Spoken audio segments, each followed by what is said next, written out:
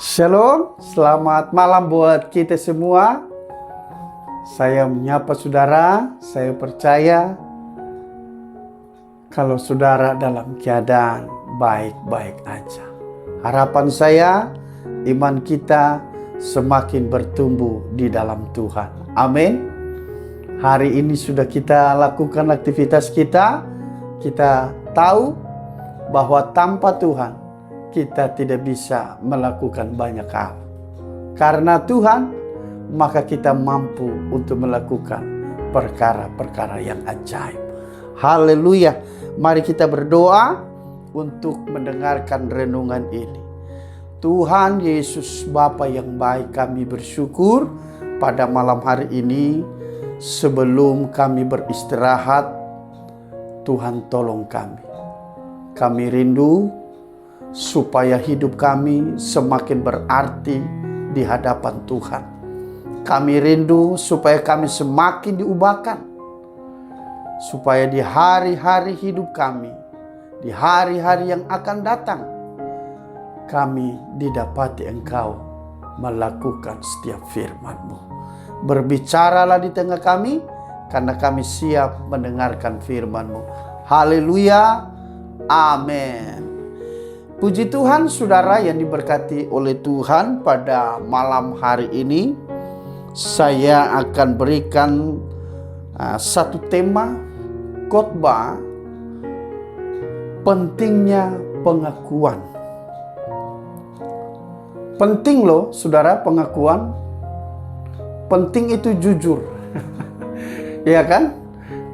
Kenapa rumah tangga sering kacau? Karena tidak pernah jujur. Jadi perlu pengakuan, kejujuran. Untuk jujur itu memang tidak mudah saudara. Tapi jika kita melakukan itu, kita orang yang sangat hebat di hadapan Tuhan. Haleluya. Mari kita belajar firman Tuhan di dalam Yohanes pasal 9 ayat 41. Demikian firman Tuhan. Jawab Yesus kepada mereka, sekiranya kamu buta, kamu tidak berdosa. Tetapi karena kamu berkata, kami melihat, maka tetaplah dosamu. Haleluya. Ini adalah cerita Yesus melakukan mujizat kepada seorang yang buta sejak lahirnya. Di pasal 9 Yohanes ini sampai selesai satu pasal itu tentang cerita orang buta sejak lahir. Ketika orang banyak melihat bahwa seorang yang buta ini sudah melihat dan dia bisa pergi kemana-mana bersaksi bahwa dia sudah melihat, luar biasa saudara. Sudah pasti setiap orang yang melihat itu, yang tahu bahwa orang ini buta sejak lahir, pada bingung, tercengang-cengang dengan perbuatan yang terjadi. Ketika ditanya kepada seorang yang buta ini, ternyata seorang yang buta disembuhkan oleh Tuhan Yesus. Pada saat itu orang Farisi, ingin cari-cari kesalahannya Yesus. Karena kenapa saudara? Cerita ini di sana dijelaskan bahwa Yesus melakukan mujizat itu pada hari Sabat. Dan banyak yang pro kontra pada saat itu ketika kita belajar firman Tuhan. Ada satu cerita seorang gembala saudara. Seorang gembala ini sering berkhotbah selalu tentang dosa. Mungkin khotbahnya tegas. Akhirnya pelayan-pelayan Tuhan atau para majelis ini bersepakat datang ke rumah pendeta ini atau gembala ini. Mereka menasihati seorang pendeta ini. Mereka katakan begini, Pak Pendeta, tolong kalau setiap kali ada ibadah dan menyampaikan firman, jangan terlalu keras bicara tentang dosa.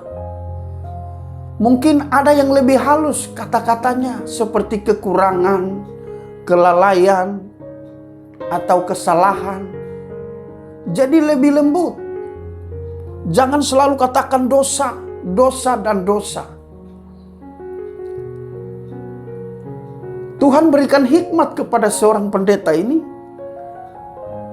Dia mengambil satu botol. Di dalam botol itu ada cairan, saudara. Ternyata cairan itu adalah racun kepada serangga, khusus serangga. Nah, di label yang terbungkus di botol itu, di sana ditulis racun. Terus seorang pendeta ini katakan kepada para majelis, coba kalian baca. Mereka baca, racun. Terus kata pendeta, ini adalah racun khusus buat serangga. Pertanyaan saya, bisakah saya rubah tulisan yang ada di label ini? Dari racun saya rubah yang lain? Terus kata para majelis itu, tidak bisa dirubah. Jangan Pak Pendeta, kalau dirubah gimana dong? Nanti ada yang minum, salah minum dan sebagainya. Atau apapun bentuknya, nanti berakibat fatal. Begitu juga dengan kekristenan kita, saudara. Kita berani katakan ya di atas ya, tidak di atas tidak. Amin. Ketika orang Farisi menyalahkan Yesus pada waktu Yesus melakukan mujizat kepada seorang buta sejak lahir ini, maka di ayat 41 yang sudah kita baca tadi, di sana dikatakan, sekiranya kamu buta, kamu tidak berdosa. Tetapi karena kamu berkata, kami melihat, maka tetaplah dosa. Apakah pesan firman Tuhan pada saat ini buat kita? Bahwa setiap manusia itu pasti pernah berbuat dosa. Karena manusia tidak luput dari namanya perbuatan dosa. Orang Farisi adalah orang-orang yang sombong rohani. Merasa diri paling benar. Kalau ada pada saat ini yang merasa diri paling benar, kita harus bertobat. Marilah kita menjadi seorang yang buta sejak lahir.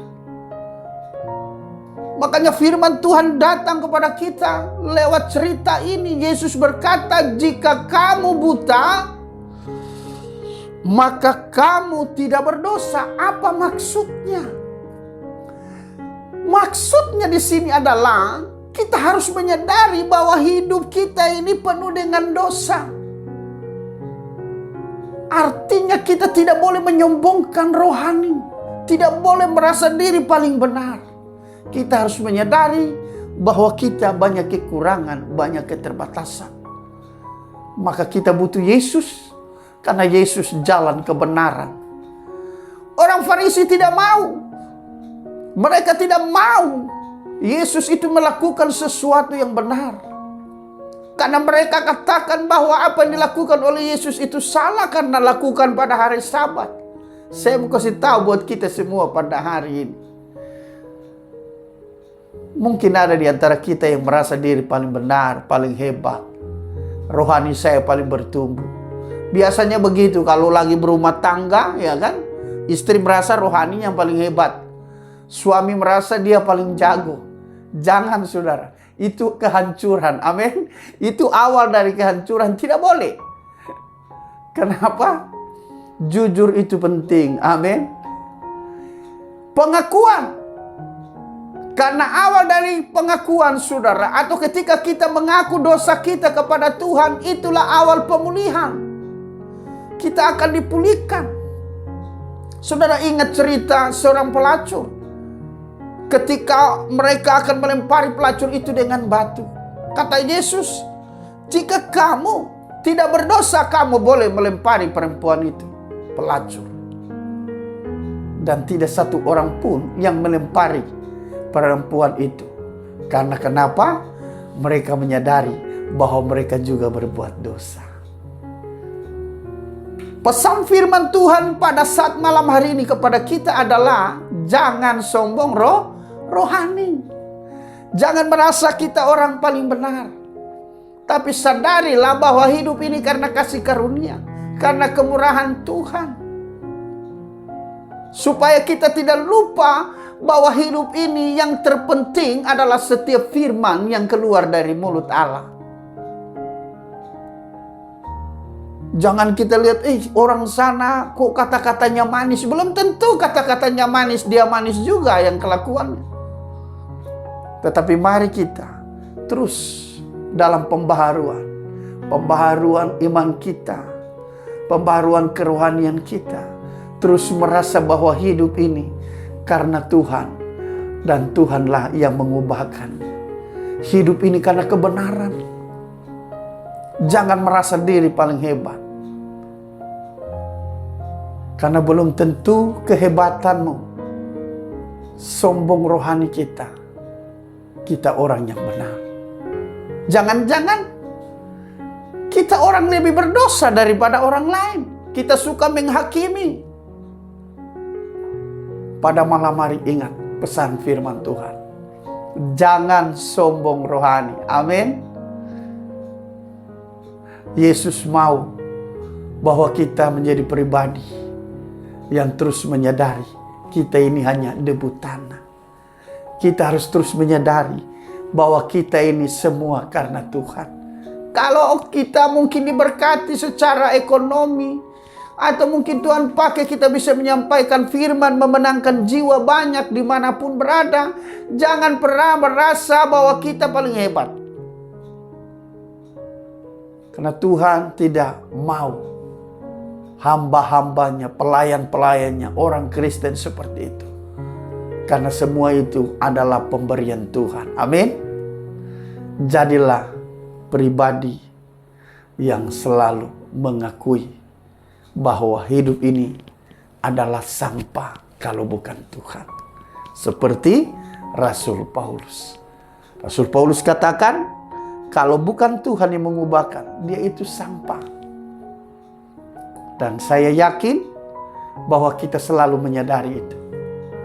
Segala sesuatu hanya ada dalam tangan Tuhan, dan lewat Tuhan lah yang mengubahkan hidup saya, sehingga saya boleh menyadari bahwa berkat-berkatnya terus mengalir dalam kehidupan saya maupun kita semua. Amin. Tuhan Yesus memberkati. Mari saya doakan saudara. Tuhan Yesus, kami akan beristirahat pada malam hari ini. Tapi biarlah dengan firman-Mu yang sudah hamba sampaikan, kami boleh mengerti, supaya kami tidak menjadi pribadi yang sombong rohani. Tapi biarlah kami menjadi pelaku-pelaku firman Tuhan. Karena yang Engkau mau dalam hidup kami, bukan seberapa banyak yang kami bisa lakukan, tetapi tentang bagaimana kehidupan pribadi kami dengan Engkau. Oleh karena itu Tuhan Yesus, kami tahu apa yang kami lakukan semua karena Tuhan. Oleh karena itu hamba berdoa dalam nama Yesus, pulihkan kami pada malam hari ini. Ubahkan kami sehingga kami semakin hidup oleh karena Tuhan. Pengakuan kami adalah debu tanah. Tapi oleh karena Tuhan, Kau mempercayakan kami banyak hal. Diberkatilah kami semua malam hari ini.